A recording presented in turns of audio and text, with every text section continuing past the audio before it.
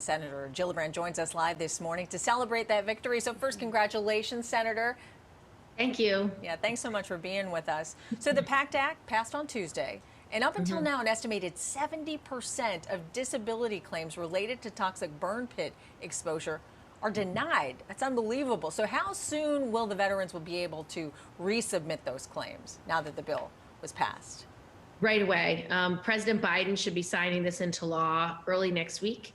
And then if anyone has a claim for any burn pit related illness, they can now go back to the VA and get the health care that they've earned. What was such a disgrace about this is that 8 out of 10 veterans were denied basic health care benefits, despite having served abroad over the last 30 years where open burn pits were spewing horrible toxins. And the toxins were very similar to the toxins released when the towers fell after 9/11. And so we knew from our work there that the epidemiology is clear.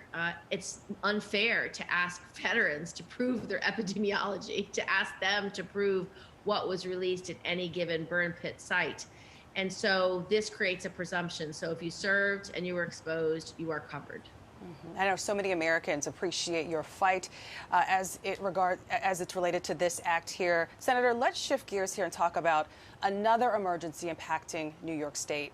Monkeypox. Right now, more than 20,000 new vaccine appointments will open up later today on this Thursday, but you're asking President Biden to step in here and increase the supply. How quickly do you think that's going to happen?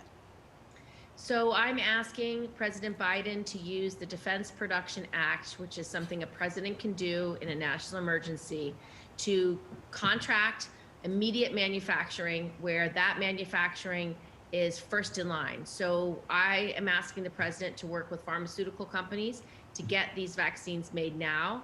Arguably, if he can put that in place, they can start producing them right away. So more will be available in the weeks to come. We don't have enough in New York.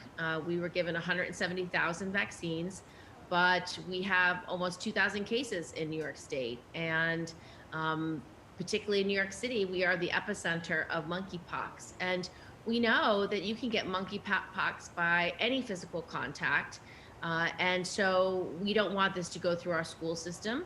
And so if we can get vaccines into the community that is disproportionately being harmed today, maybe we can preclude the spread, and so it doesn't become something that runs through all our schools and particularly high schools and sports when there's lots of body contact. Yeah, but that's the big concern, though, that these vaccines are going to come and it'll be too little too late. Well, we'll see. The important thing is for people to sign up for these 20,000 slots right now. Make sure, particularly for gay men, where they have the most cases. We've seen a few cases in children, but we really want to just get the most vulnerable population vaccinated immediately.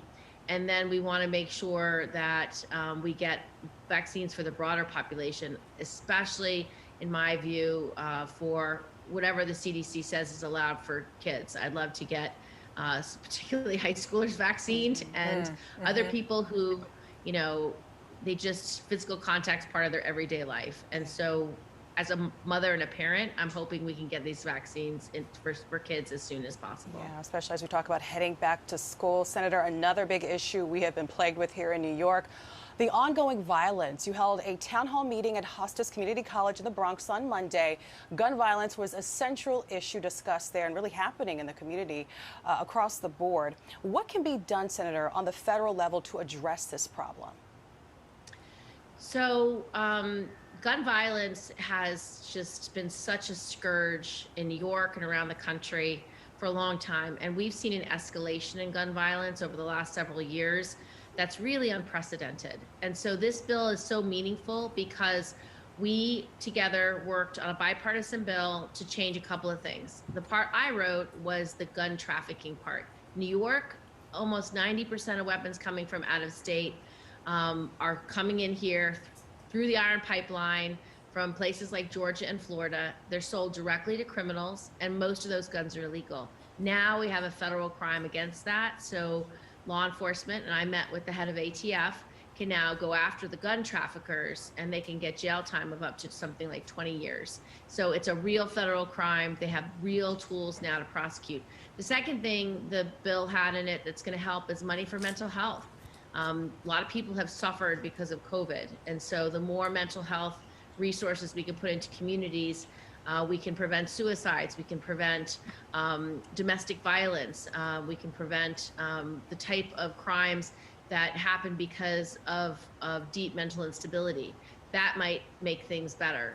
We also closed the boyfriend loophole. Before, you could get guns taken away from a spouse if they're, have domestic violence and have been assaulting their spouse. Or now we can apply that to a intimate partner who may not be a husband or a wife. Yeah. And so that helps. And we just have to keep doing the work, supporting law enforcement to make sure they have what they need to arrest and track violent criminals, stopping the gun flow into our cities, and really trying to prevent as much as we can. Yeah, so this is a huge win for President Biden, but it's also a good first step forward. Yeah, hopefully all of those efforts will make a difference, because this city is so desperate for answers. Senator Kirsten Gillibrand, thank you again for spending time with us this morning. Thank you. Well, it's my privilege. Thank you.